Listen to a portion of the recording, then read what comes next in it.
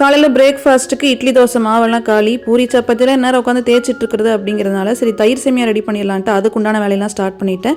கொதிக்கிற தண்ணியில் வந்து நம்ம எடுத்து வச்சிருக்கிற இந்த வெர்மிசிலி ஆர் சேமியா அதை வந்து ஆட் பண்ணிவிட்டு கொஞ்சம் எண்ணெய் ஊற்றிக்கலாம் ஒன்னோட ஒன்று ஒட்டாமல் இருக்கிறதுக்கு. அந்த சேமியா வெந்ததுக்கப்புறம் அதை நம்ம வடிச்சிட்டு பச்சை தண்ணியில் அப்படியே ஒரு அலசிட்டு எடுத்து வச்சிடலாம். அப்போ தான் ஒன்னோட ஒன்று ஒட்டாமல் இருக்கும்.